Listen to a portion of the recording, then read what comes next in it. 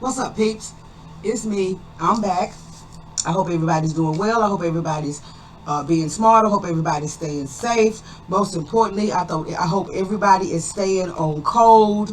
All Black Americans, especially foundational Black Americans, I hope we are all staying on code, which simply means it's a code of conduct, which simply means we do not do or say anything, especially publicly, that can bring harm and detriment and negativity to the Black collective here in America. That's simply what it means to be on code. You understand what I'm saying? Circle your wagons.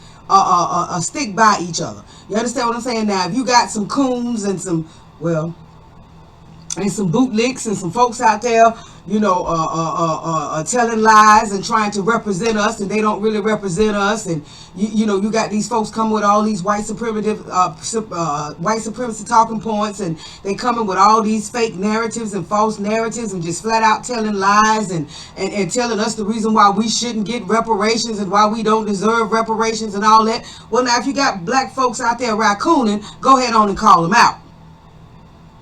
But if you got Black folks that are on code, that are trying to do us positive, that are trying to find out what's really going on and trying to seek the truth and all of that, we need to stay on code with each other. Right? It's not so much about unity as it is about getting and staying codified. Okay?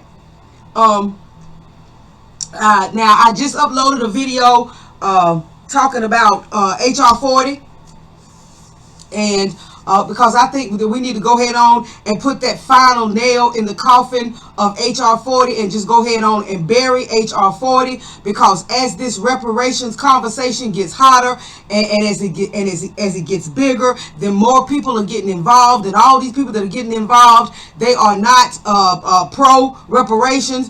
They want to change reparations. They want to change what reparations really is and what reparations really looks like. And a lot of these folks don't even have a right to reparations, at least not here in the United States of America. They may have a right to it in their homeland or wherever they come from, but a lot of them that are here in America that are speaking against the reparations don't even have a right to it. They're not even a part of our claim. And a lot of them are reaching back to pull up this HR 40 argument, like HR 40 is really supposed to be significant, like HR 40 is really supposed to be a move in the right direction towards reparations and all of that, and it's not. HR 40 is a nothing burger. As a matter of fact, if you read HR 40, if you break HR 40 down, if you break down the wording of HR 40, you'll see that HR 40 actually does foundational Black Americans more harm than good. So that's the reason why in the video that I just uploaded, I did just that. I broke it down. Again. Jason Black broke it down a couple of years ago. He read the whole bill from top to bottom and in between and broke it completely down. But I can't find that video anywhere. And like I said in the video that I just posted, if anybody knows, if anybody has a link to that video, I think the name of the video was why HR 40 is useless, or why HR 40 is a fraud. He did it on his Black Authority channel, not the TBA channel that he's on now, but on the Black Authority channel that he gave a rest to. And when I went looking for it, I couldn't find it anywhere. So if anybody has a link to that, or if anybody maybe downloaded it or whatever, please let me know. And if not, we need to reach out to TBA. We need to reach out to Jason, and we need to ask if it's possible for him to re-upload that video, because he just so smoothly and articulately and perfectly broke HR 40 down to leave no doubt that it was nothing but another bunch of symbolism. Okay, so y'all please make sure that y'all get over there to the channel and check out that upload about HR 40.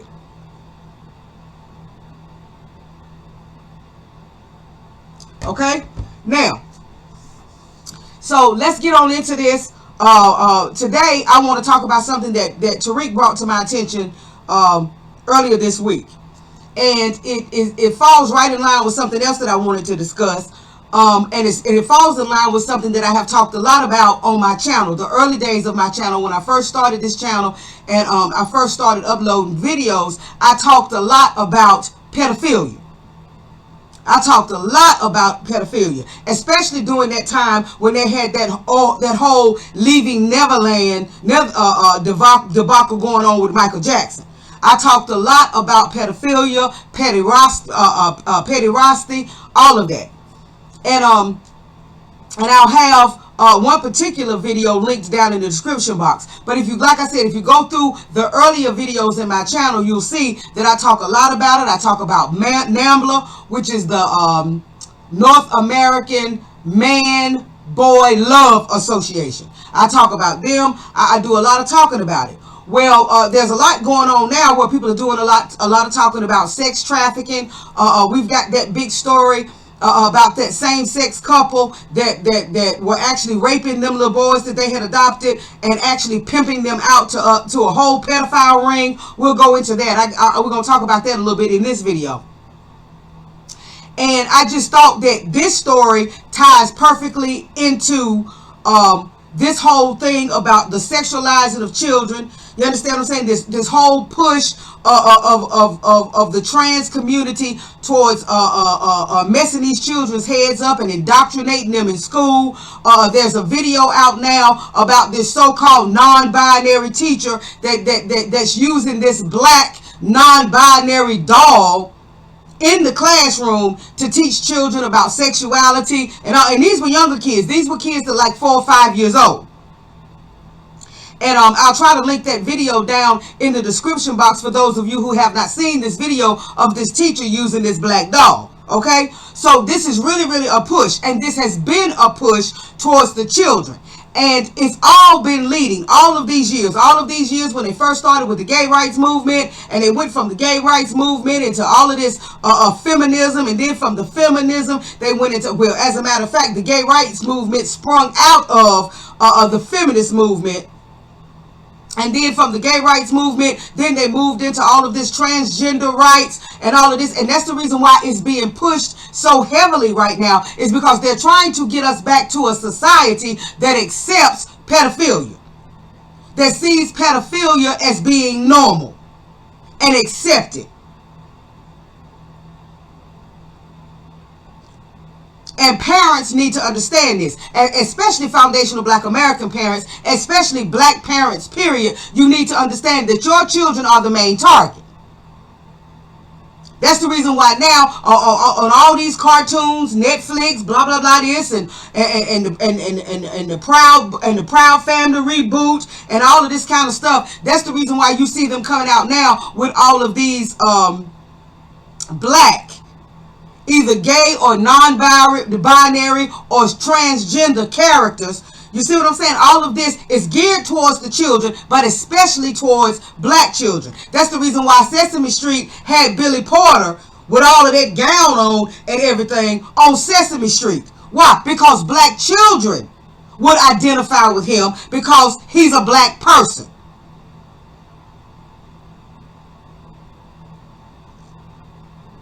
And this story right here that I'm getting ready to start on dives right into that. It dives right into how black children globally are being targeted. Okay? So now this is coming from Evie, a website called Evie, by Nicole Dominique, January 17th, 2023. And it reads as follows.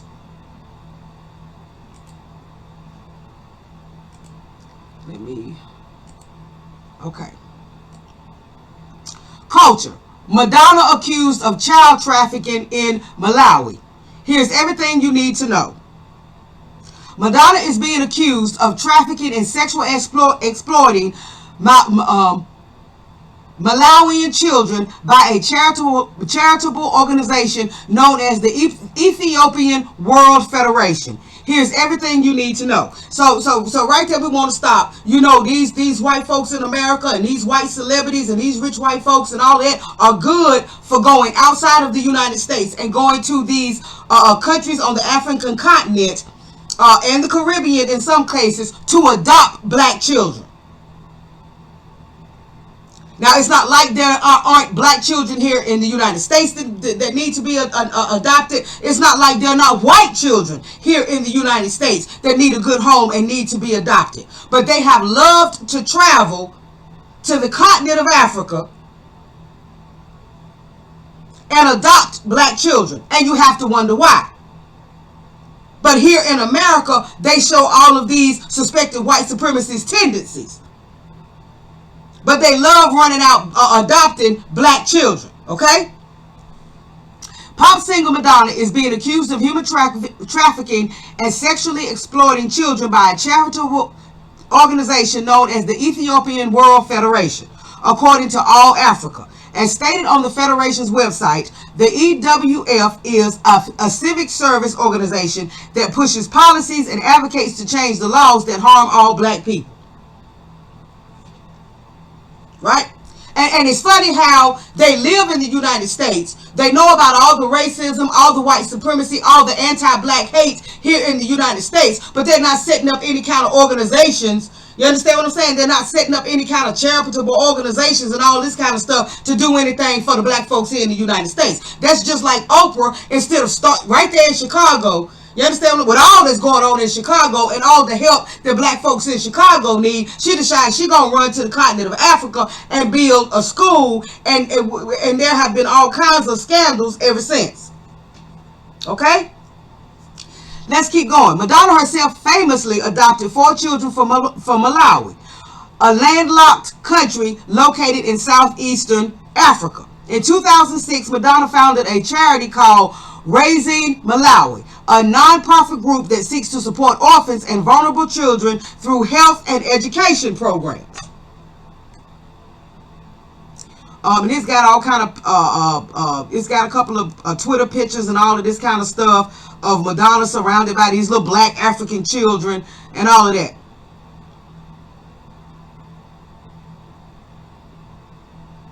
The EWF is asking Malawian President Lazarus Chakwera to investigate Madonna's charity and restrict her and her associates' accessibility to Africa and to African children as a precautionary measure until a thorough investigation is done into child trafficking, sex exploitation, sexual slavery, adoption reversal, threat of coercion, fraud, deception, and abuse of power or vulnerability. Madonna's 1992 book titled Sex was cited in the petition, which features adult content, soft porn, and sadomasochism, pornographic content, and LGBTQ conduct is punishable by law in the country of Malawi. Gay porn stars were photographed in pornographic pictures with Madonna performing vulgar sex acts with the same sex, which should have been disclosed during her adoption case in 2006 in Lilongwe, Malawi. The EWF's petition writes, it continues, Madonna had to sign a contract that forbade the book from including images of child pornography, bestiality, or religious imagery. Shortly after signing that agreement, Madonna founded a company called Maverick, a partnership with Time Warner. She now holds total artistic control over any work released by Maverick, who is now the book's publisher. The agreement she signed with Time Warner with the sexually explicit content in the book Sex was null and void. The petition argues that the psychology behind Madonna's ability to release child pornography, religious imagery, bestiality, and vulgar pornography has prompted her to open an orphanage in Malawi named Raising Malawi in 2006 to host social experiments on vulnerable African children in the country. The group suggests that the singer is using her Malawian adopted son, David Banda, for sexual exploitation and social experiments. The petition cites the photos of David wearing women's clothes, makeup, and jewelry. The EWF also alleged that Madonna falsely claimed David's dad of being absent when she applied for his adoption. Okay, you know, that's the son that she have walking around the house and everything with dresses on and twitching around and all of that.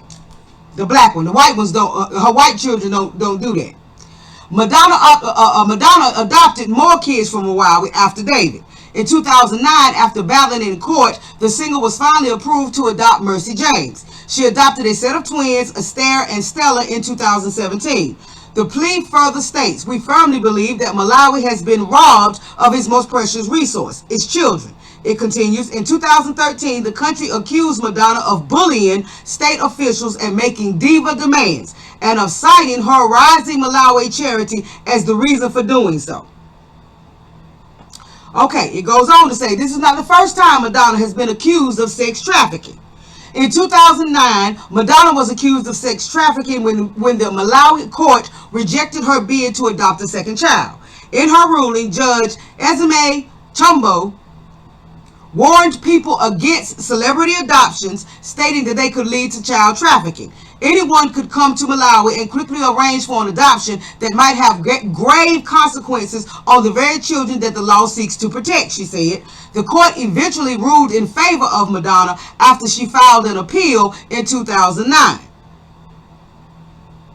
Now, this is the last little bit I'm going to read right here on this particular article. The dark side of Madonna's adoptions. Mercy's grandmother, Lucy, shared her heartbreaking side of the adoption process. Lucy placed Mercy in a local orphanage for care until her immune system improved, but never intended to permanently part ways with her granddaughter. Mercy's family said they would let Madonna adopt her only until she was of grade school age, and that she'd return to Malawi every 2 years for visits. Then they got some tweets down here from Natalie Denise. I guess this is a reporter or somebody. The Material Girl singer did eventually return to Malawi, but she never took Mercy to her grandmother, even though Lucy was reportedly on her deathbed begging to see her. Madonna's lawyers addressed the matter in 2011, admitting that Mercy's family had no legal right to see her.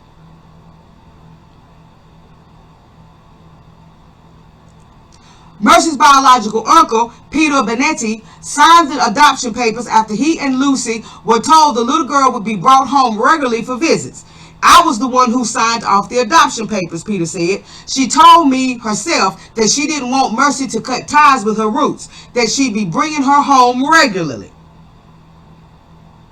Mercy's family seemed to echo David's father and his claims on Madonna's broken promises. "The only reason I let Madonna adopt David was because she promised me she would give him a good education and then he could come home to live with me." Now, this is what David, the one that walks around the house with the dresses on, switching and all of that. That's what his daddy is saying that Madonna promised him, and that was the reason why he allowed his son to be adopted. The twins' father, remember up here, it says she adopted twins, Astaire and Stella. The twins' father, Adam Mwali, claims he was misled throughout the adoption process and was told from the beginning that his daughters would be returned to him. "I was told from the start that Esther," she changed her name to Astaire, "and Stella were going to a rich woman's home abroad, that she would give them a good education, then return them to me to live with me and help all of my family." He continued, "Now you are telling me the adoption is permanent. That cannot be true. I don't want it to be true. I am their father, and I will always be their father." Now, you notice you haven't heard anything about this in mainstream media. And this is just coming up. Like I said, the date of this article was January the 17th, 2023. Not 2022, not 2021, not 2020, but just maybe a week ago. But you're not hearing anything about this in the mainstream media. Mainstream media is not reporting on this. Mainstream music media, like Rolling Stone and all of that, are not reporting on this. Now, Source has an article on this, but the mainstream media is not touching this. These little offshoots, off-branch media sites are the ones reporting on this. And did any of you know that she was accused of child trafficking back in 2009 by the Malawi government? No, we didn't know that. Okay? But now they quick now. They dragging up all of this stuff, talking about some woman accused Mike Tyson 33 years ago of raping her. So anytime there's a white celebrity, you understand what I'm saying, and some news breaks out about them, they try to hush that. They it's not brought into the news cycle and all of that, and they come up with something on a black man so that they can draw attention away from what's going on with this white celebrity. So now this is the reason why. Now you see the reason why all of a sudden they've decided that they're gonna bring up this stuff about Mike Tyson. Why? Because it's coming out that Madonna has been accused a second time of trafficking and sexually exploiting children in Malawi. This is the second time.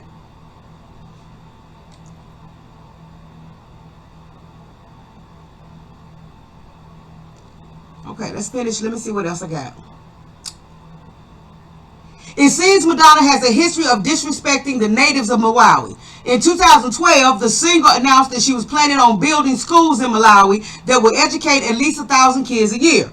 The spokeswoman for Malawi Ministry of Education, Lindiwe Shide, insisted that Madonna often acted behind authorities' wishes, adding that she was fed up with the pop star. Now she decides to announce that she plans to build 10 schools without getting authority from us again.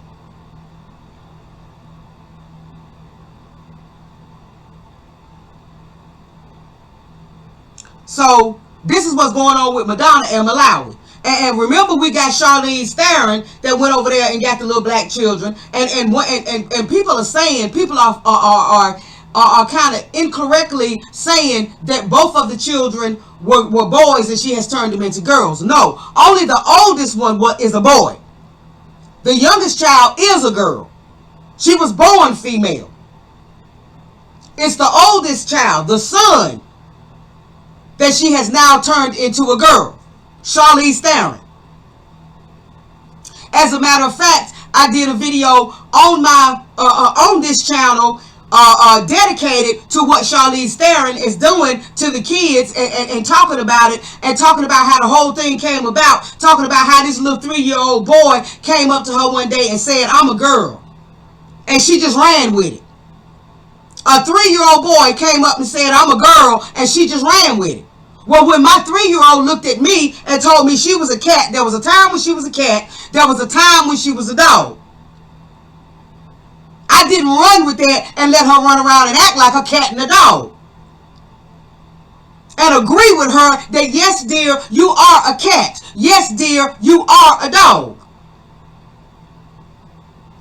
So if I can remember, I'll link that video as well down in the description box so you can see what's happening to these black children who are being brought over by these white celebrities. Very few of them survive without ending up being gay or transgender or all screwed up sexually or whatever. So I just wanted to bring you this story because, like I said, Tariq brought it to my attention, and I was like, okay, well, that plays in perfectly.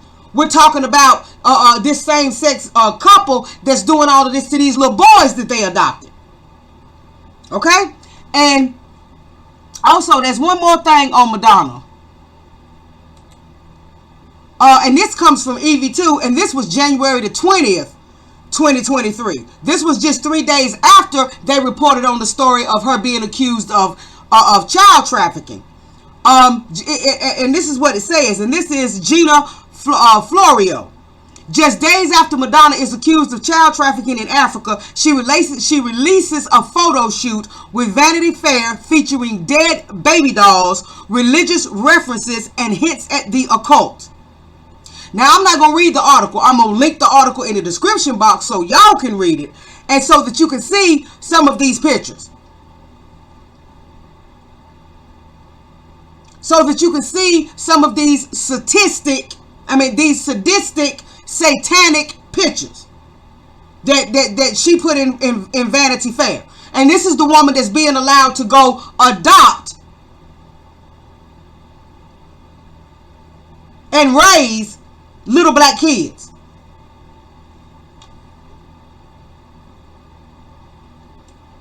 I mean, references to Jesus, like I said, dead baby dolls around everywhere, references to blood, references to her being like Christ, and just she's got a table surrounded by all of these folks. You can't tell whether they're supposed to be male, female, or whatever, and they holding on to her almost like she's Jesus. I mean, you have to see this for yourself. And like I said, this was released just days after she was accused of child trafficking. And remember, in the petition that the Malawian government is using against Madonna, they talk about all of this imagery and all of this stuff in this book that she released called Sex. They talked about all of this imagery and pornographic imagery and all of this and imagery of children and all of this. So I'll have that link down in the description box as well, so y'all can go see these pictures and y'all can go see what's really going on. But like I said, all of this is being swept under the rug. Mainstream media is not talking about this. That's the reason why all of a sudden they're back to talking about R. Kelly again and talking about doing a Surviving R. Kelly 2, I think, or something like that. Now Mike Tyson all of a sudden. You understand what I'm saying? They keep trying to bring Bill Cosby back. The whole 9 yards. You understand what I'm saying? Tried to get an uproar going as far as Chris Brown was concerned when they canceled his tribute to Michael Jackson. Didn't work. Didn't quite work like they planned it, so they had to hurry up and squash that and come up with something else. Well, now they're trying to do all that they can to keep the spotlight off of Madonna. Why? Because Madonna has connections with so much of stuff that's going on in the Hollywood underground. The pedophile rings that they have talked about and that they have basically proven exist in Hollywood. You understand what I'm saying? Some of the occult stuff that they talk about going on in Hollywood, the panda eyes and so on and so forth. So see, that's the reason that, and a lot of them call Madonna the high priestess or the high witch of music and that type of thing. So, they don't want eyes focused on Madonna. Because eyes focused on Madonna and doing a little bit of research and digging a little bit into what's going on with Madonna might uncover some other things. That's the reason why nobody talks about Jeffrey Epstein. That's the reason why that whole thing stays hush-hush. And nobody ever talks about all of those folks that was on that list and all of that. Because, see, that's opening up a can of worms that they don't want to open up. So let's find another prominent black man that we can put through into the news cycle. You understand what I'm saying? And we can talk about that over and over and over again so we can draw attention away from anybody hearing anything about what's going on with Madonna. So like I said, all of this information about Madonna will be down in the description box. So let's move on, because this video might be a little long. Now I want to go over here to townhall.com, because this is where I got it from. Yes, eventually mainstream media picked up on it. Eventually mainstream media started reporting on it and all of that, but it took a minute. It took a minute, and the reason why it took a minute, because everybody started posting it all over social media and it went viral. So mainstream media honestly didn't have any choice but to pick it up. But if they could have swept this under the rug and kept this quiet, they would have, right? But I got it from townhall.com, and it said tip sheet came out. Listen now, coincidentally, even though I don't believe in coincidentally, it came out, this article came out the exact same day that the article came out about Madonna being accused of child trafficking. January 17th, 2023. By Mia Cathell. Okay? And it says, tapes. We investigated a suburban LGBTQ pedophile ring. Here's what we found. Okay? This is part 1 of a 4-part investigative series. Content warning. This article contains graphic descriptions of child sexual abuse. Reader discretion is advised. So if they got to put that on an article, you know it's getting ready to be rough. You know it's getting ready to be rough, right? A month-long town hall investigation reveals disturbing new details about the affluent LGBTQ activist couple accused of sodomizing their young adopted sons, now ages 9 and 11, and distributing homemade child pornography of the sexual abuse. So not only were they abusing these children, but they were actually taping it or recording it or whatever so that they can distribute it among their pedophile friends or whatever, okay? Half a year after the shocking story made national news, Town Hall is the only outlet following up on the criminal case in Georgia that has since seen 0 headlines written about it. So this story was broke last year. Well, half a year. So yeah, last year. I ain't seen nothing about it. So like I said, again, it was thrown under the rug. You understand what I'm saying? It was brushed off. You know, somebody might have said a little something. It might have been 1 or 2 articles out there. But this is the first time that I've really seen anything about this particular couple. Right? And even they're admitting 0 articles, 0 headlines have been written about this story. We found that it's far, far worse than what we first reported, than what was first reported.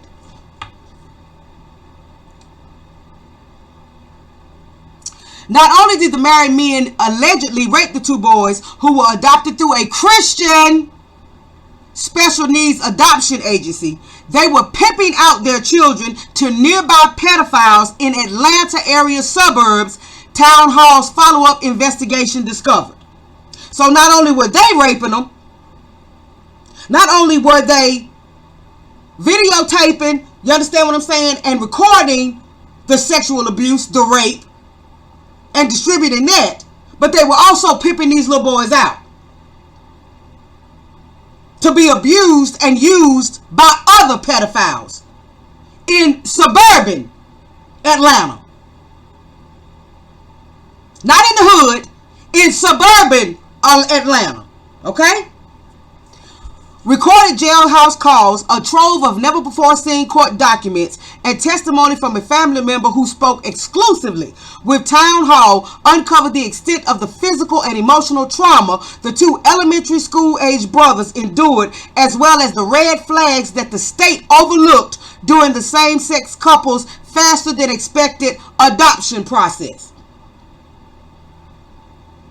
And see, because we're giving same-sex couples and LGBTQ all of these rights and all of these special privileges. You understand what I'm saying? And because the least little thing that you disagree with them or you say anything, you're being labeled homophobic or transphobic or whatever. See, that makes things a whole lot easier and a whole lot smoother for them. And these 2 were well off. They were well to do. Brings you in the mind of why it's so easy for celebrities like Madonna and Charlize Theron and all of these folks to go overseas to these poor countries and take a little bit of money over there and come back with all these children.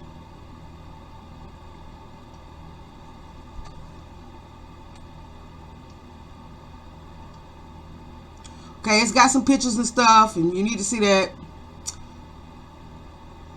As Town Hall reported in August, the suspects were darlings of the LGBTQ media. They were part of an anti-gay hate campaign promoting NOH8 and Out magazine, which holds the nation's highest circulation among LGBTQ monthly publications, has repeatedly asked them if its website's Pride page can feature their photos taken at the Atlanta Pride Parade. So see, the liberals love these. You understand what I'm saying? The liberals and even some of the so-called conservatives that like to push this whole LGBTQ agenda and all of this, what did he say? He called them the media, the LGBT media darlings.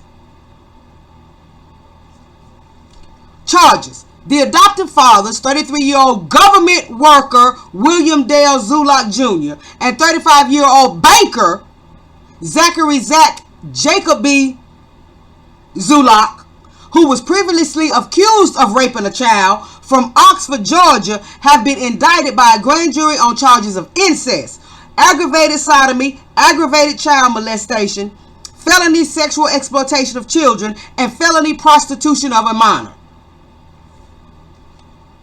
So you got a banker and a government worker. You understand what I'm saying? So like I said, not only are they LGBTQ, and not only are they well known in the community, not only are they loved and highly respected in the LGBTQ community, but they're also well off. William and Zachary are each facing over 9 life sentences. They've pleaded not guilty.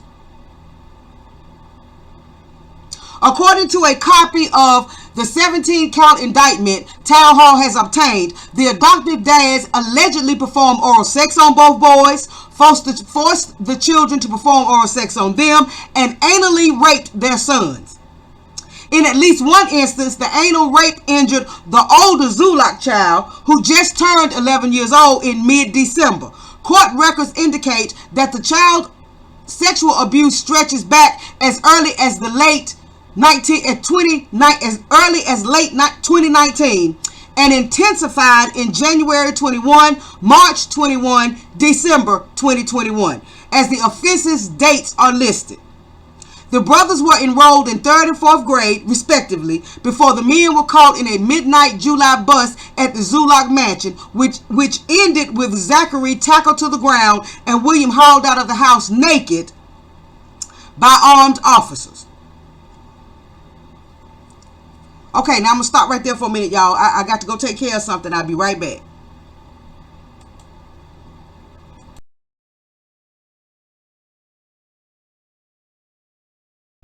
Okay, guys, let's continue.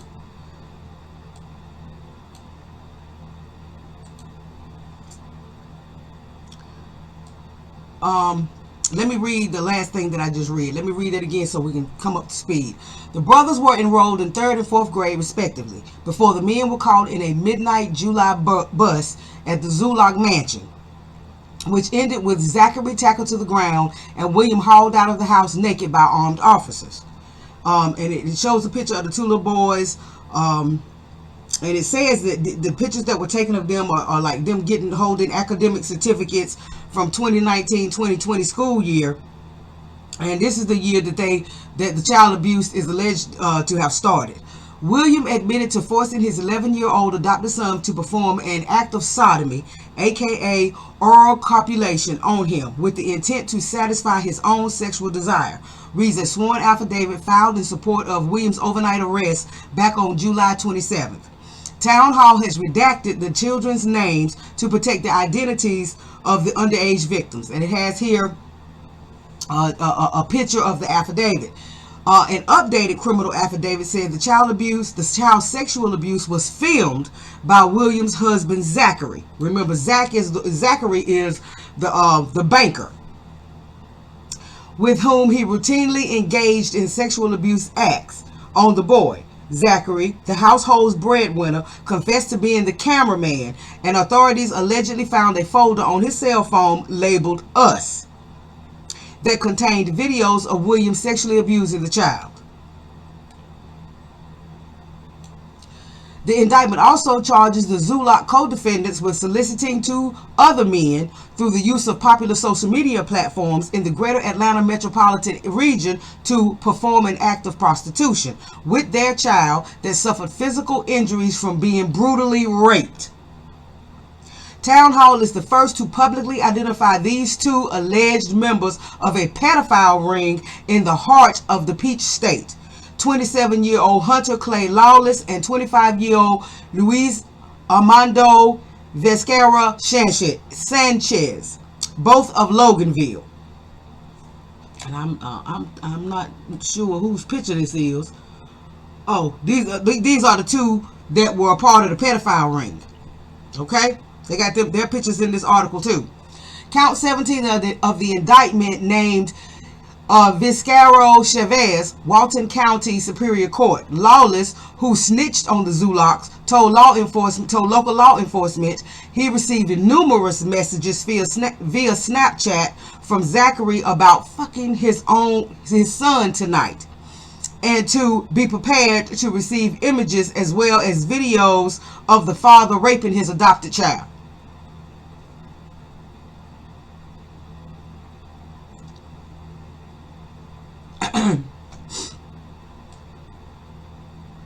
Zachary met Lawless through a mutual contact, an unidentified man going only by the first name Blake on the gay dating app Grindr. Following the virtual introduction, Zachary sent photographs and videos to Lawless of a little boy he referred to as his son. "I'm going to F my son tonight. Stand by," Zachary allegedly messaged Lawless on Snapchat, and then sent pictures of himself sexually abusing his 11-year-old child. After he was busted, Lawless denied having any physical contact with the Zuluk boys, but told law enforcement officers that Zachary invited him multiple times to engage in sexual acts with him and his two children.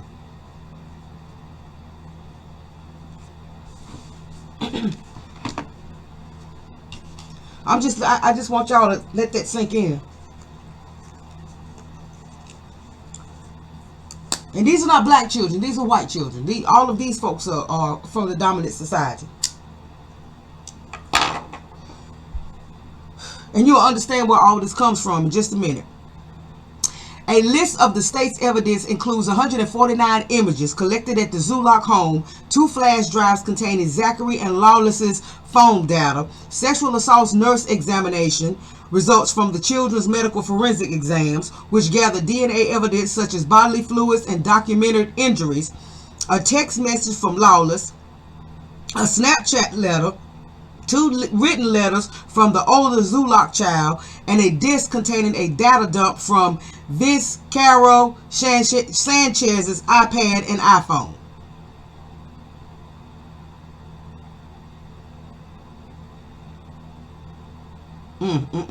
A photo of a daddy shirt is also an evidentiary item listed by the district attorney's office. Police had found clothes in the older Zuluk child's bedroom that matched the clothing the boy was wearing in the photos and videos Zachary allegedly sent Lawless. Years ago, Zachary had proudly displayed a child-sized "So Cool Like Dad" t-shirt he received as a gift at his adoption shower.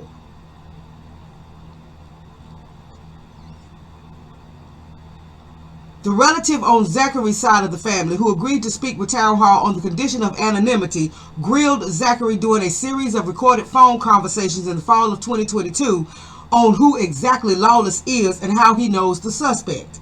I mean, like I said, not everything that's being said is accurate or true. So, I'm not trying not to lose everything. I'm trying not to lose everything, Zachary, who's being held separately from William while in pretrial detainment, replied. Zachary was transferred to Barrow County Detention Center and placed under maximum security due to the nature of the charges, a jail staffer told Town Hall. Why? Because they don't want these folks to go in there and get killed. Because you know how they treat pedophiles and people that abuse children. You know how they treat them in jail, especially in prison. Does this guy, Lawless, know you at all? Or is it some random thing? He's just trying to rat somebody, the relative asked. So last time he was here, I told him something. And I told you last time he was here. I wrote him down something and gave it to him. It's something around those lines, but more, Zachary responded vaguely without explaining further. Zachary insisted in a separate phone call, all I can say is, it's not all true. That's all I can say. I need someone in the family who doesn't hate me. So, I can't tell you what to feel, or I can't cry right now around other people. Zachary pleaded in lockup, audibly starting to sob on the phone. I just need somebody who doesn't hate us, he cried. Just don't forget me, Zachary beseeched the relative at the end of their first call in September. Zachary began frantically searching for Lawless's profile on Facebook last January. The relative, who has access to his social media accounts, observed. Over on Snapchat, Zachary has active, unopened chats with multiple men, according to the source. Now, I'm going to stop reading this in a minute and we're going to move on. But I'm just giving you the gist of the story and the gist of what's going on and the gist of what mainstream media will not report on. And these men are in pretrial motions and all of this, and it's about to be a trial on them and all that, and we haven't heard anything about this.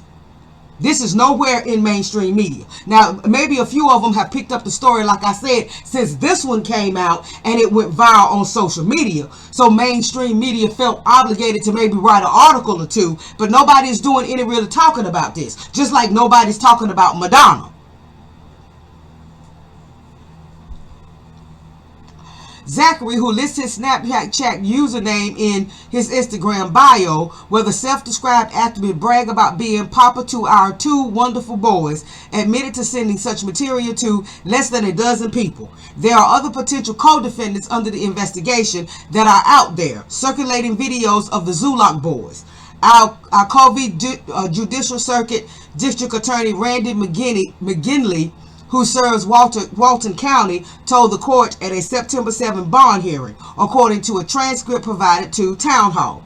They just view underage boys as sex objects, McGinley said of the Zulak co-defendants at the virtual court appearance. So there are still pictures and videos floating around out there, probably especially on the dark web. You understand what I'm saying? And being shared through these pedophile rings and all of that, of these 2 little innocent boys being raped by the 2 people that they trusted and should have been able to depend on the most. The 2 people who were charged with their protection. Now I'm going to read this little section and then I'm going to stop with this and go on. Raid and seizure. Since the Zulaks have been taken into custody, the married men's assets have been seized, their vehicles have been forfeited, and their home is now the property of the state with a lien filed against it. The Zulak couple's criminal defense attorney, John E. Haldy, said in court, adding that a sign on the Zulak house says, "Do not enter, property of the Walton County Sheriff's Office." And it's a mansion too. A mini mansion, but still a mansion. It's BS that they took our house, a frustrated William, stuck in Walton County Jail, protested via an hour-long phone call with the Zulak family insider. They seized the house, everything inside of it, all of our cars on the property, William said of the seizure. So you've been raping little boys and having you and raping your own sons, and sharing this information with other people and inviting other people to come in and rape them, but you worried about a house being taken. You worried about cars and property being seized. No concern whatsoever for the children that you have scarred for the rest of their lives.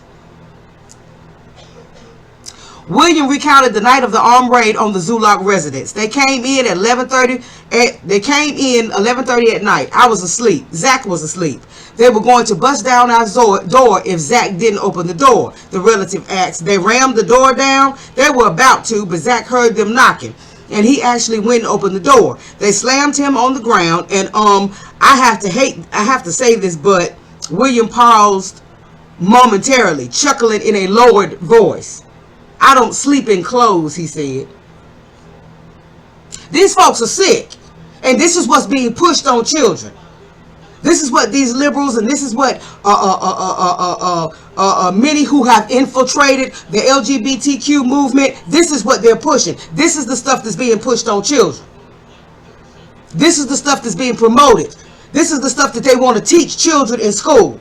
This is the stuff that's already being taught and already being brought into the classrooms all across America. But Ron DeSantis is worried about African American studies. "So they arrested me in my bed naked," William complained, "and they walked me across my front yard, put me in a police cruiser with no clothes. They wouldn't even let me get gym shorts or anything." William added that he sat stark naked in the backseat of the patrol car until approximately 4 a.m. the following morning while they searched our house for God knows what. And right here is a picture of this same William naked on the beach. Oh my God, it's just, this is ridiculous. Yeah, you can tell in Zach's mugshot that he has a big bruise on the left side of his face, the family member said. Yeah, because they slammed him against the floor in the foyer. He had bruises on his knees, his face. They come in blazing with AK-47s or whatever. William continued, recalling about 10 to 15 officers. They were doing like a drug bust or something. So see, these upper class members of the dominant society, these upper class popular media darling LGBTQ activists don't feel like they should be treated like that. They don't live in the hood. You know what I'm saying? They're not pushing drugs on the street. So they don't feel like the police should bust in on them. You know what I'm saying? Guns drawn, slamming them to the floor and taking them out naked and all of that like it was a drug bust or something. And what y'all have done, and what you have, and what there is proof that you have done, that you have admitted that you have done yourself, is far worse than anybody selling any dope.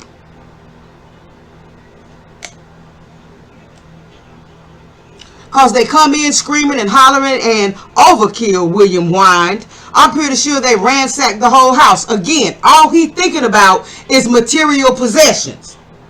Because remember, the other one is, I guess he's supposed to be the man in the relationship. He's the breadwinner. You understand what I'm saying? And this whiny one, I guess, is supposed to be the feminine energy in the family. I guess that's how it's supposed to go. I don't know. And all he's thinking about is the materialistic side of it. The hell with the fact, like I said, that you have just ruined 2 children's lives. I think they took our house because they think there was extra money coming in from somewhere. And we're like in our 30s and have this big giant house. And they didn't think we could afford it, William said, describing the custom built home he designed. So they go on to talk about the custom, you know, and talk about how much the house costs and all of this kind of stuff, and that type of thing. I'm not reading anymore. I'm not getting into any more of this.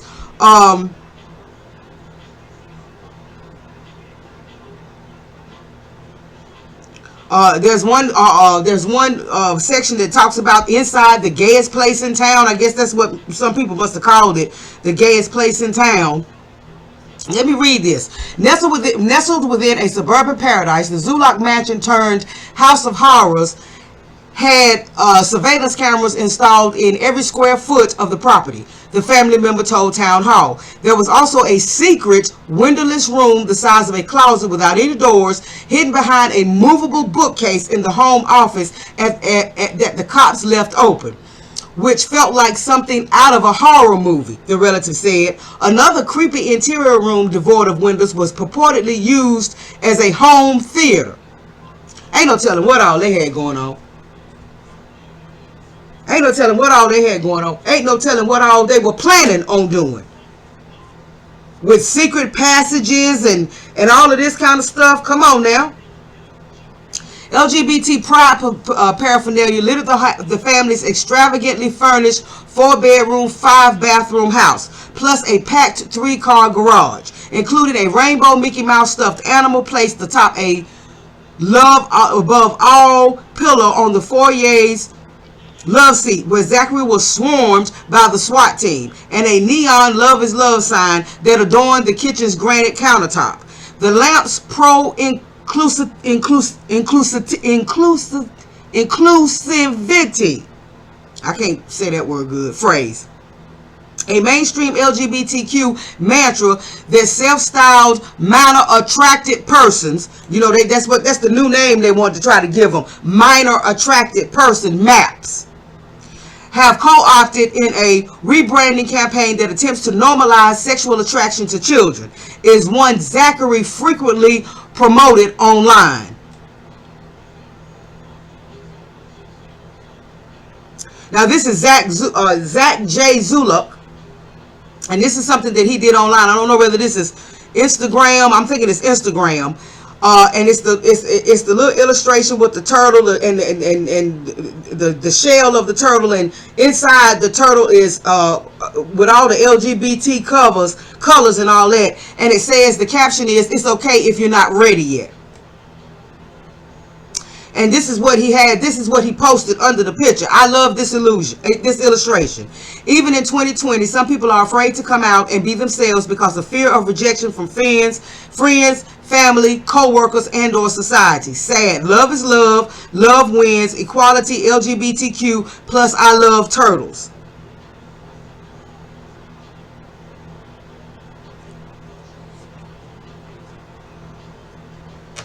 The Zoolog's own collection of exotic pets, including a gopher tortoise, which Georgia recognizes as a protected species in violation of state law, according to a ticket issued by the Georgia Department of Natural Resources.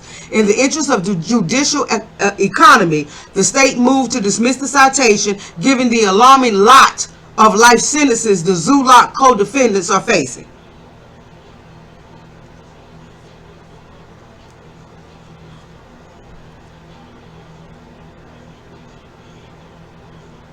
Okay, yeah, it was a nice house. So, I mean, and it's much, much more. So you're going to be reading for a minute. You're going to be reading for a minute. But I just wanted to give you the gist of this story, the gist of what they found, the gist of what these two men were doing to these little boys.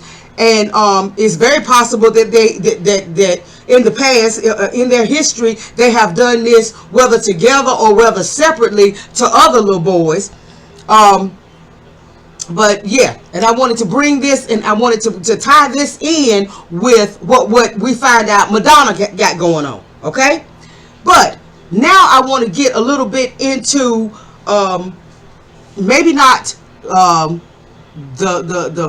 physiology of this, but more not in the psychology of it, but more the pathology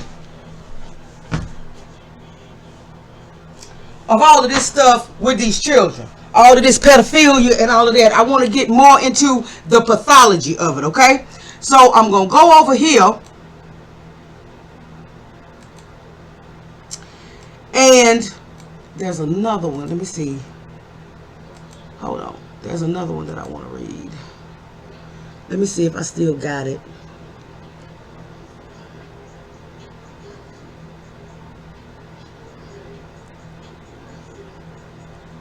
Hold on, y'all. Let me see if I can find it.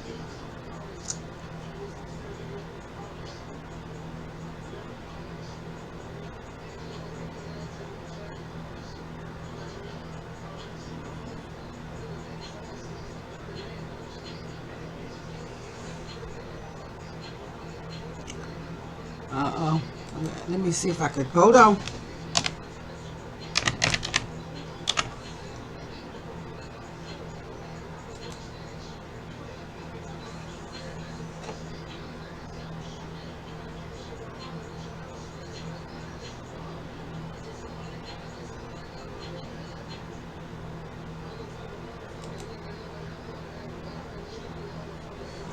Okay, and again, all of these articles and all of this information will be listed in the description box so that y'all can read it.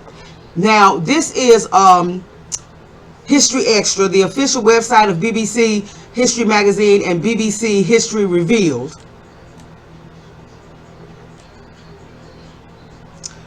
And this is a discussion with Professor Paul Cartledge. And he's talking about pederasty in ancient Greece. Okay? So, and there's one particular thing from this article that I want to talk about.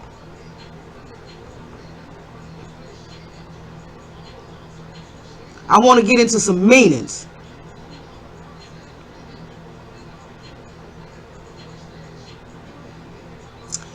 It says, what was pederasty in ancient Greece?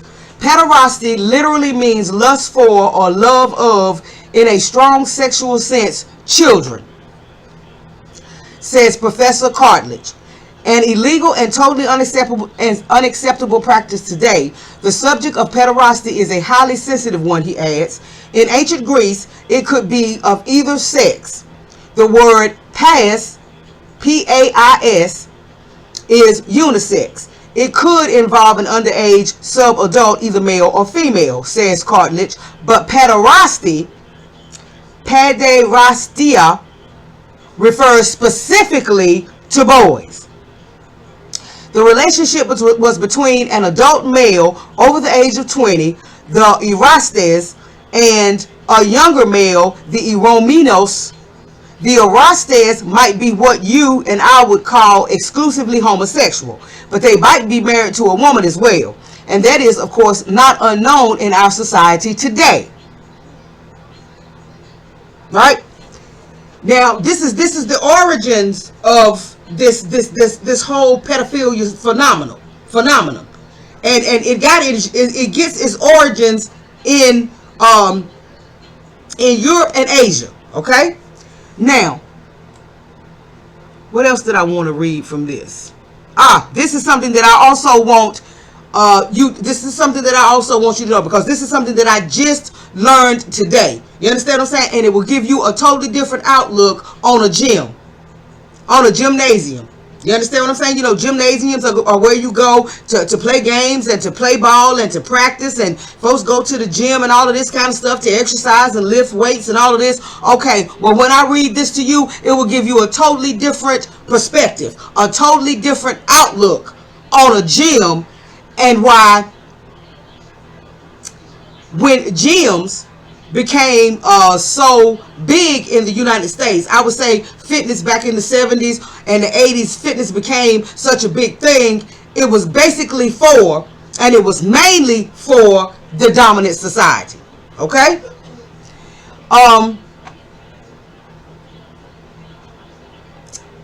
It says there were also rules forbidding sexual congress or sexual arrangements in the gymnasium, for example. Lots of Greek cities had areas where you could exercise. The Greeks were very keen on athletics, especially wrestling, and they typically exercised nude, which is why it's called a gymnasium. Gymnos means naked. So the reason why it's called a gymnasium is not because of what was going on in the area. You understand what I'm saying? The athleticism, the exercising, all of that. No, the reason why it was called a gymnasium is because these folks did these things nude, naked. So you got a bunch of men running around in this area, exercising, doing whatever they were doing, and they were all naked.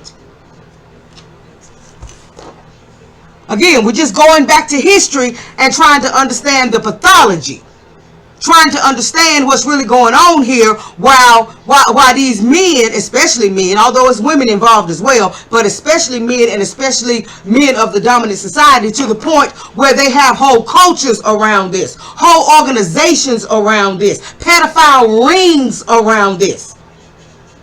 Jeffrey Epstein had a whole island dedicated to this. Only difference is Jeffrey Epstein wasn't discriminating, male and female. But when we talk about pederasty, we're talking about this love of little boys. This love that these men have for little boys.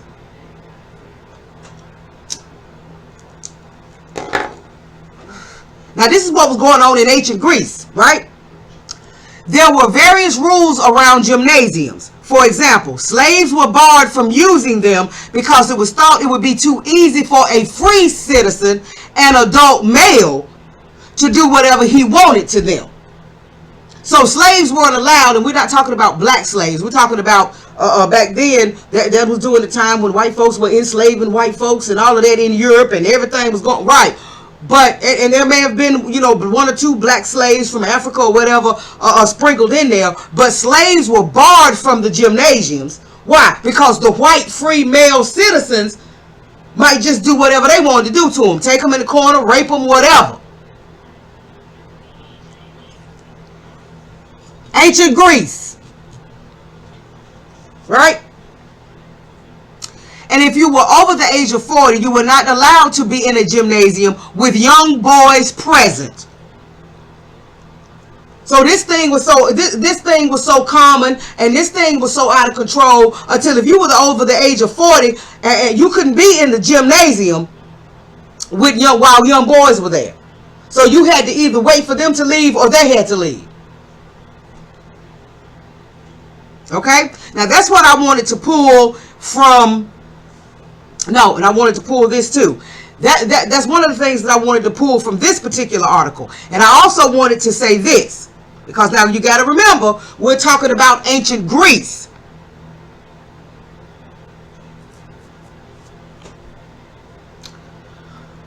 And in these articles, you'll notice just about all the ancient Greek art showed this sexual relationship between men and little boys, or men and young boys. Just all the art, right? So it says, part of the educational cycle, Spartan boys and pederasty.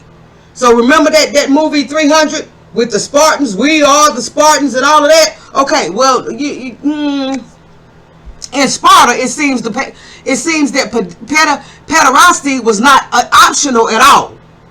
So maybe in other places in ancient Greece, it was kind of optional. It wasn't something that could be forced on a boy, especially if he was old enough, you understand what I'm saying, to kind of know what he wanted to do and all of that kind of stuff. It wasn't normal that it was just something that he just had to do, right?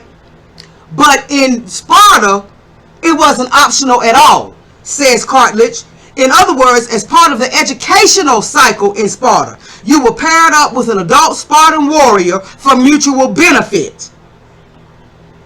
The older partner would instruct the younger, would be their mentor, while the junior partner provided sexual satisfaction and companionship in a society where, before you were married, it was actually very difficult to have any relation with the opposite sex.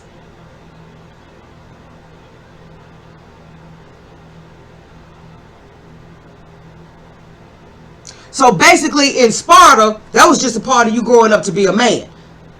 You understand what I'm saying? They actually talked about it being a part of you growing into your manhood. Because these people actually believed that as long as you were the one that was doing the penetrating, you were still a man. You weren't gay, you weren't homosexual, you were still the dominant one as long as you were the one that was doing the penetrating. Now, for those of you who have seen Tariq's buck breaking, remember he talked about this. They talked about this in the movie Buck Breaking. They talked about how many of the slave owners, many of the plantation owners and the slave masters felt like they weren't homosexual, they weren't gay. It was okay what they were doing as long as they were the ones that was doing the penetrating. Because it made them feel dominant. It made them feel like they were real men because they could penetrate or force themselves on another man. This is the pathology of pedophilia.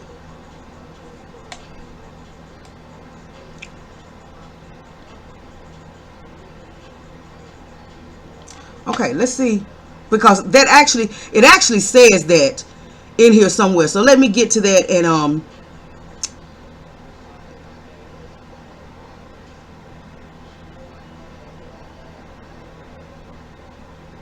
okay, maybe it's not this one. So let's move on to the next article. The next article is from allthatinteresting.com. This was published, this is an older article. It was published first December 7, 2017, and it was updated May 23rd, 2020, right? 3 revered historical civilizations that embraced pederasty. And remember, pederasty, actually, the definition of it is this sexual relationship between an older male and a younger male. That's the definition of pederasty. That's what it is.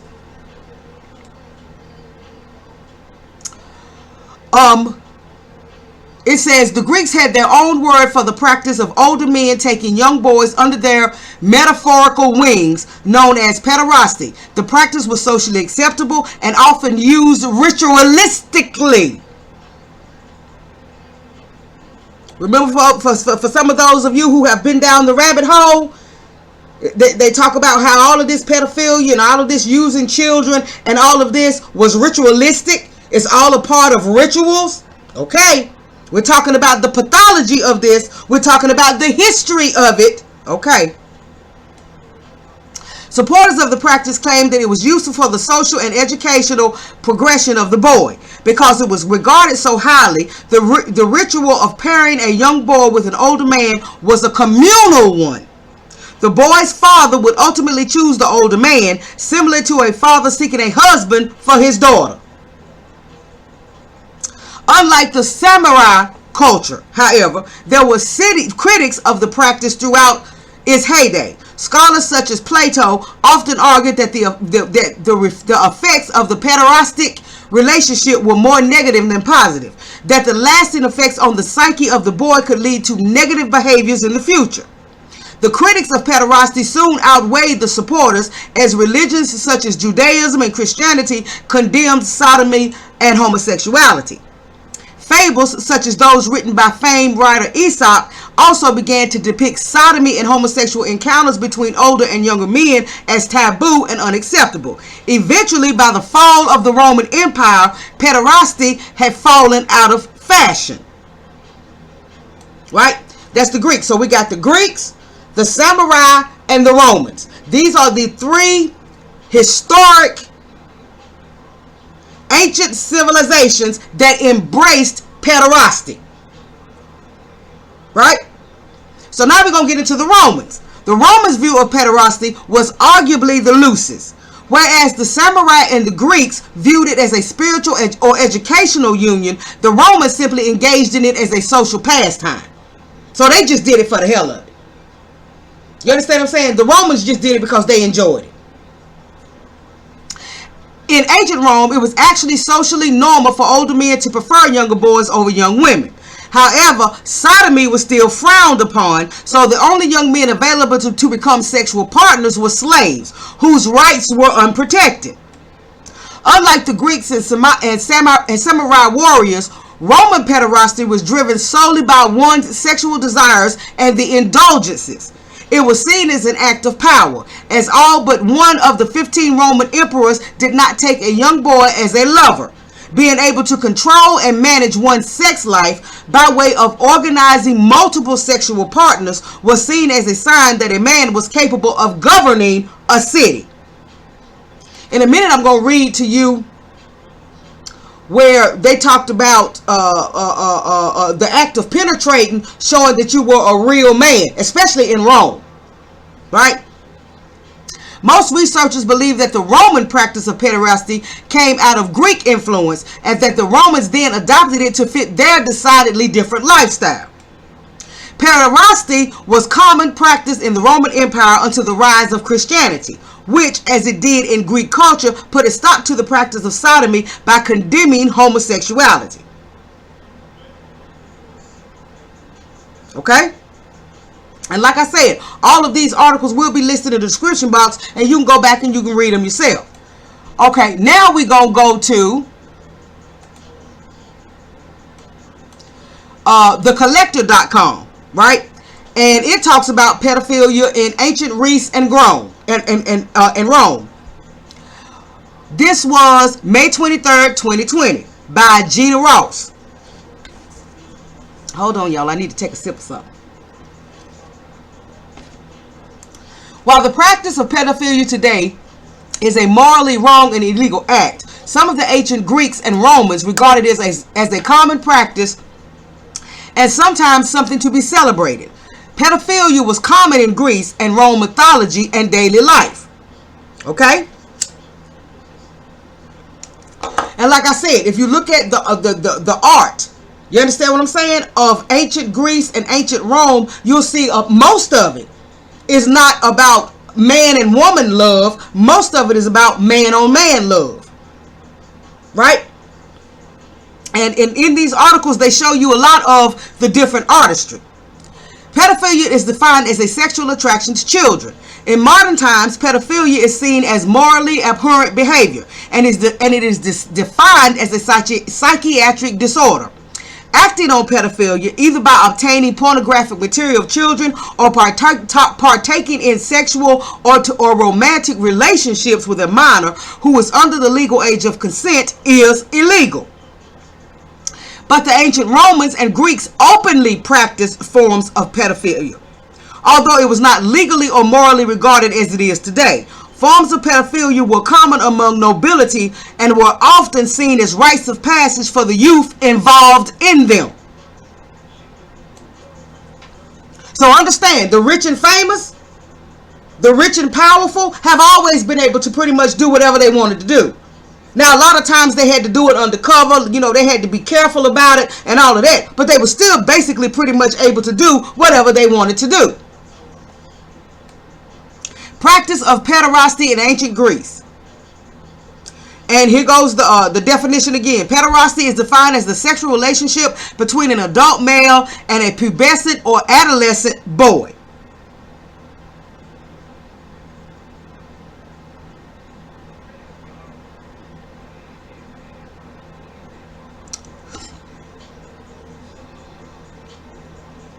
We're not going to get into the Greek, but we're going to talk a little bit more about the Roman.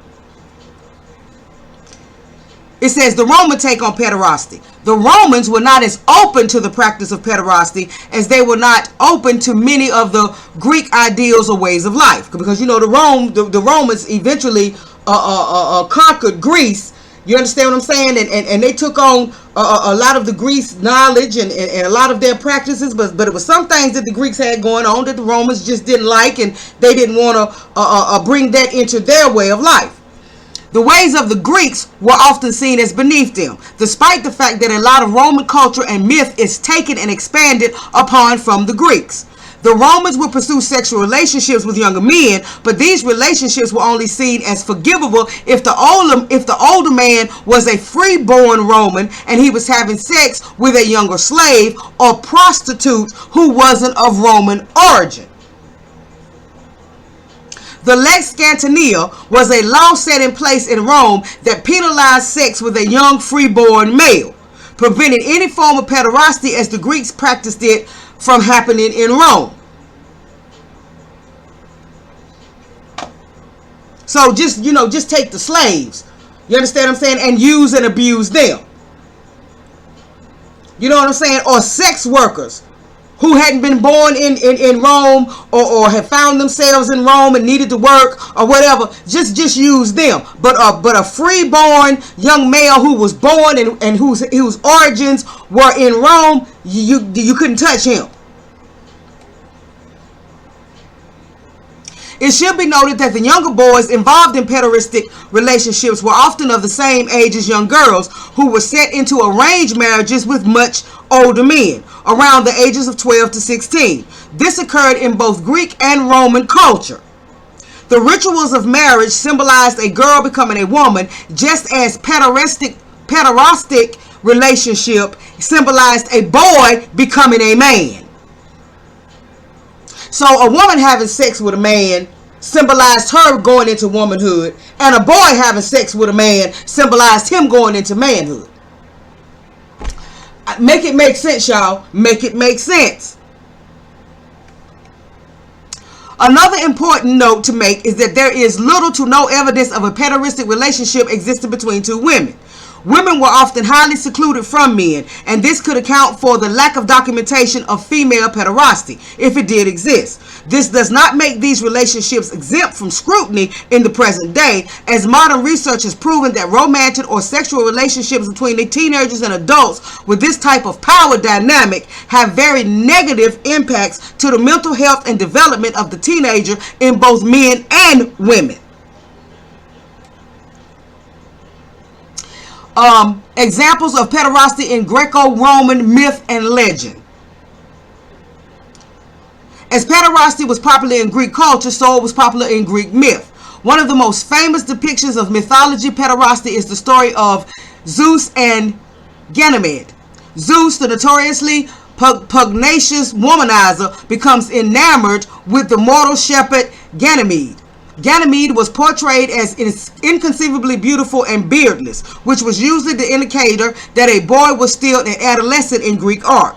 Zeus either turned himself into an eagle or summoned an eagle, depending on the version of the myth, to whisk Ganymede away to Olympus, where Zeus granted him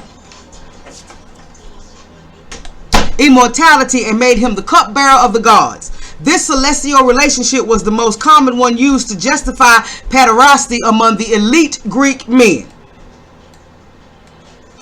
I read one article, and it'll be listed in the description box, where they talk about Hercules or Heracles. That's him, Heracles. Where, thank you, baby. Where they talk about Heracles in the myths having multiple boyfriends, and then of course you have Pan, who is the goat. Yes. Pan is the Pan is the goat with the he's half goat with a man's head, and he's a god of some kind of sexuality or something like this. So this thing was real big with the Greeks, and then the Romans took on the Greek gods. They just gave them different names. So Zeus is his Greek name. I think it's Jupiter. Is Jupiter his Roman name? I think so. I think Jupiter is his Roman name. Zeus is his Greek name, right? But that might be wrong. Or it might be vice versa. They took the same gods. The Romans took the same gods from the Greeks. They just gave them different names. Okay. Now let's move on to another article. Let me see. Where is it at? Okay, no, not that. That's not what I want. Now, this right here, and this comes from the Federalist. And this was done by Stella Morabito, February 21st, 2019. Spit it out. Shut up. And the name of this article is The Pedophile Project. Your 7-year-old is next on the Sexual Revolution's hit parade. Right? And it shows a picture of, I don't know whether this is supposed to be a boy, whether this is supposed to be a girl, or whatever, but they have the panda eyes. And the panda eyes are supposed to symbolize children who have been sexually assaulted, children who have been sexually abused, children who have been raped, because there's something that happens to their eyes after they've been raped. After they've been anally raped, there's something that happens to their eyes, especially the boys, but it also happens to the girls as well. But anyway, and I'm just going to read a little bit of this, but I'm just giving you, I was just trying to give you a little bit of pathology, trying to give you a little bit of understanding where all of this came from, why after all of these millennia from ancient Rome and ancient Greece and ancient samurai and all of it, why we're still dealing with this. While we're still looking at this, and while this is becoming a bigger and bigger and bigger thing every year. Okay? Activists for normalizing pedophilia are on the move. Public acceptance of adult sex with children is the next domino posed to fall in identity politics. It's being sustained, among other things, by the rapid sexualization of children in the media and in 12 through K education. We cannot dismiss the campaign to legalize paraphernalia as fringy stuff that will get nowhere. See, because they said that same thing about the women's movement. They said that same thing about the feminist movement. They said that same thing about the gay movement. They said that same thing about gay rights. They said that same thing about same-sex marriages and all those. Years ago, those things were fringy. They were on the outskirts. Oh, no, that ain't gonna never happen. That can't never happen. And look where we are now. And we see children more and more and more being sexualized. We see these children being indoctrinated. We see all of this stuff happening in schools. You understand? We see this just drag queen story time and all of this kind. We see all of this stuff everywhere now. And the focus is on the children. We cannot dismiss the campaign to legalize pedophilia as fringy stuff that will get nowhere. It's real and it's here and it's gaining strength. It's a very logical outgrowth of the nihilism inherent in the sexual revolution. Didn't have anything to do with the sexual revolution. You have now heard about the pathology. You have now heard the history. You have now heard where this stuff started, where it stemmed from, and how it has made its way. And there were always people who continued to practice it. Even when it was outlawed, even when it was considered unacceptable and all of that, there were still people underground who continued to practice pederasty. And now they want to bring it back above ground. And they want to make it socially acceptable like it was in ancient Greece. If you doubt this, just consider, for example, how unthinkable to many Americans was the recent celebration of infanticide in the guise of abortion rights by New York Governor Andrew Cuomo. Likewise, Virginia Governor Ralph Northam, supposedly a pediatrician, spoke cavalierly about whether to dispose of a living infant who survives abortion. They and governors of many other states are betting that your shock will simply wear off and we'll all eventually get with the infanticide program. People do tend to settle into such shifts, believing it won't affect them. But the selective dehumanization of children has been going on for a long time now. Why should we think it'll all be any different when the time comes for legalizing pedophilia? I'm just going to read this last paragraph. As with any propaganda campaign that pushes outrageous changes on an unwary public, it's all about timing. Academics might refer to timing as the Overton window or the availability cascade, but we should all be able to understand the process of conditioning the public to accept the unacceptable.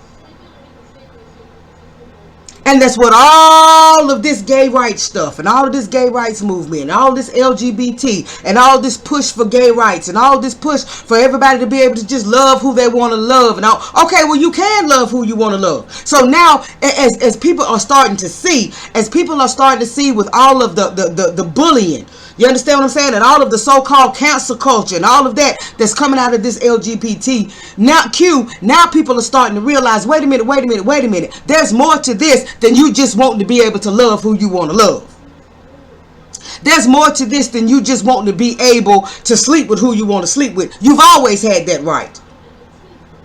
All people are wanting to say, well, you know, there were times when they had certain laws on the books, but in recent history, you have had that right. So if that was all that you wanted, once you got that right, you would have stopped. But they just keep on pushing, keep on pushing, keep on pushing, keep on pushing. What are they pushing for?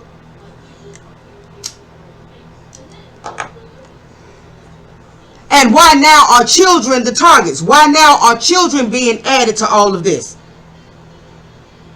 This is about grown folk having the right of choice and the right to choose what kind of lifestyle they want to live and the right to call themselves he, she, they, me, he, whatever. What do the children have to do with it? It's all leading towards the legalizing of pedophilia. Bringing ancient Greece and ancient Rome and pederasty back to life so that it is once again acceptable. Once again, it's the norm.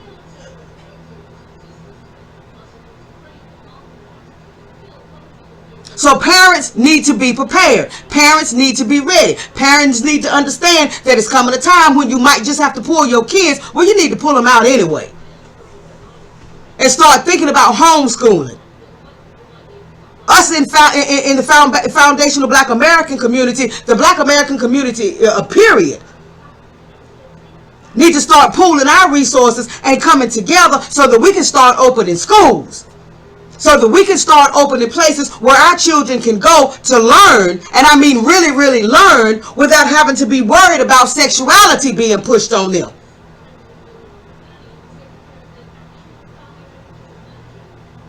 Before you teach them how to count to 10, you're trying to teach them the difference between being gay and being lesbian and being transgender and non-binary and all of that. And you ain't even taught them how to count to 10 yet.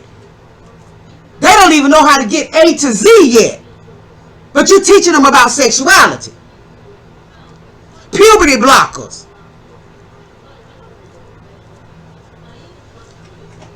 So we really need to pay attention to this. And we need to pay attention to these people with money being able to go outside of the United States to all of these poor black countries and adopt these poor black children and bring them over here and subject them to this kind of foolishness.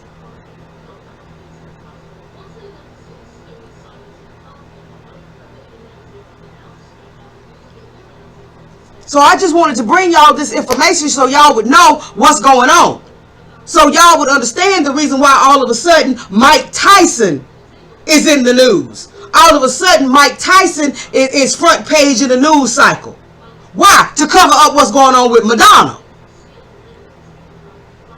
And to distract and deflect and take attention away from what's going on with that LGBT couple down there in Georgia. You understand what I'm saying? That are about to go on trial for raping and molesting and pimping out these little boys. So anytime they all of a sudden want to start talking about something that a black man has done, especially some shit that they claim he done 10, 15, 20 years ago, you need to start looking around to see what person from the dominant society has been accused of something.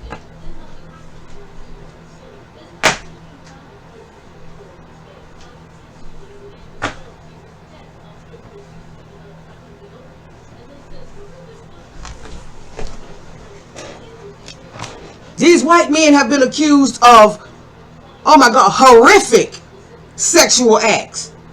Madonna is now being accused of, based on the article, she's been accused before. So hold up, let's find us a black man that we can pull out and we can make him the face of sexual deviancy. And make him the face of being a sexual predator. So that we don't put too much attention on anybody from the dominant society. So we need to pay attention and we need to understand when they're using somebody black to distract and to deflect from something that somebody in the dominant society is doing or is being accused of doing.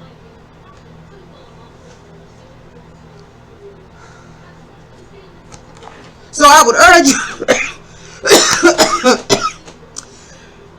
excuse me, y'all. I would urge you guys get in this description box, read these articles, become familiar with what's going on, become familiar with what's going on with Madonna. Definitely share this story about Madonna, because the mainstream media is doing all that they can not to report on this. So we definitely need to let this story about Madonna, we need to make this story about Madonna go viral. Especially if they want to try to drag up something about Mike Tyson that was 33 years ago.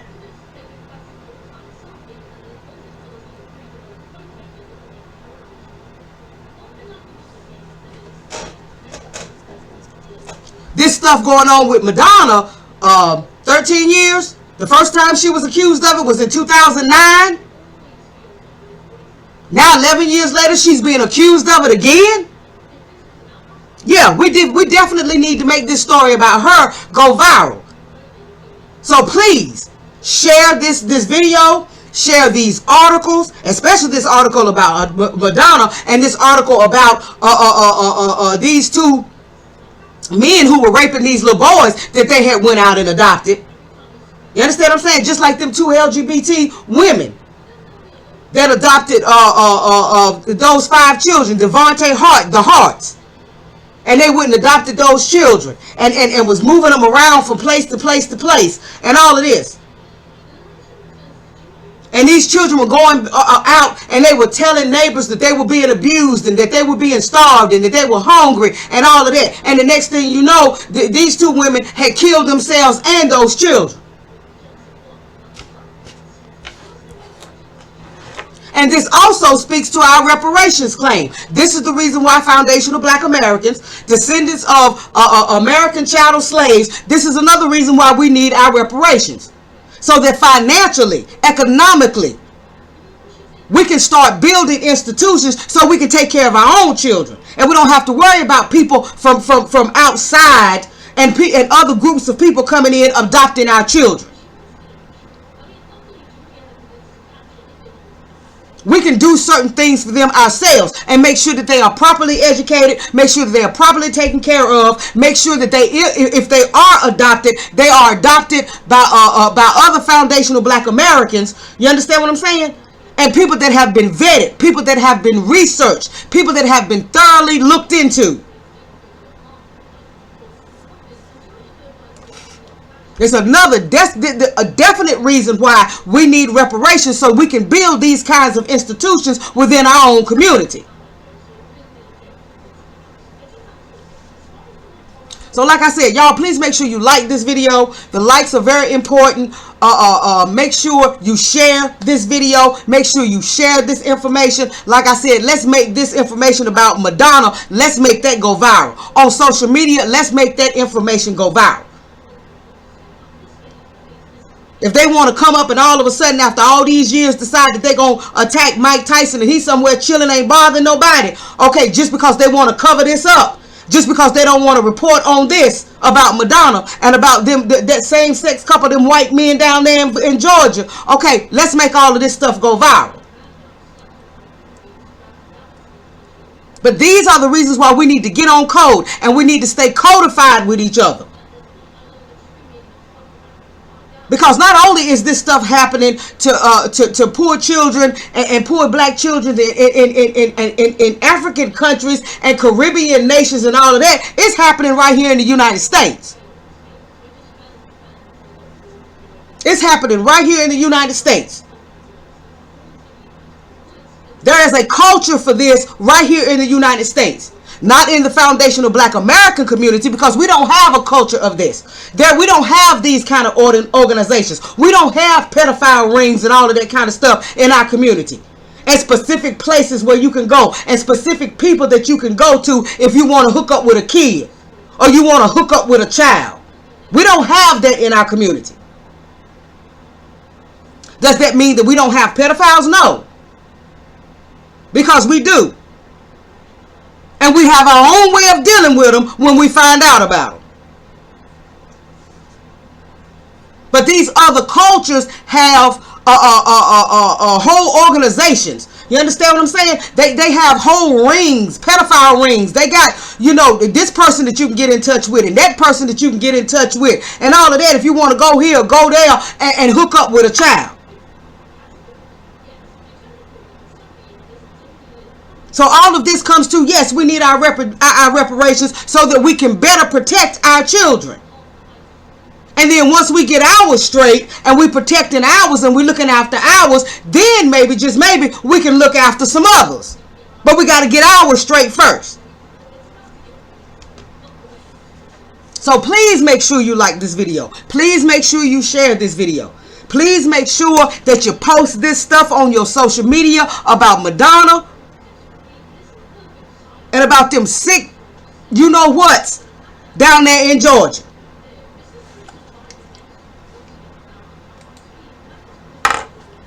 Keep your head on swivel. Keep your power tools at the ready. Stay safe.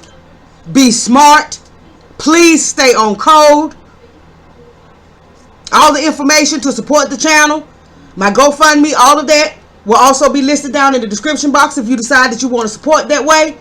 But if nothing else, please make sure that you share this video, you share this information, that you have these conversations on and off social media. So that we can be aware of what's going on. So that we can be aware of what's going on around us. And so that mainstream media can't continue to use other Black folks to deflect us from what's really going on. They got us looking over here while all the shit is going on over here.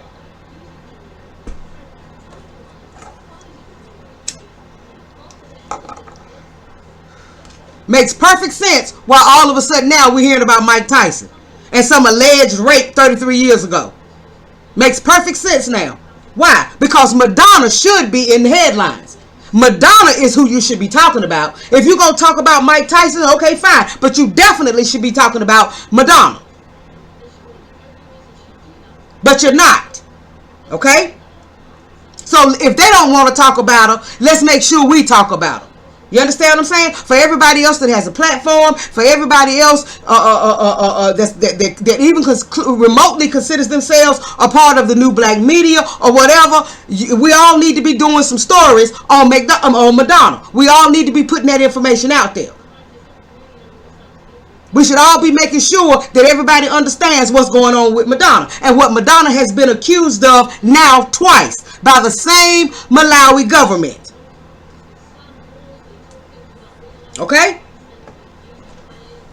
So y'all be safe.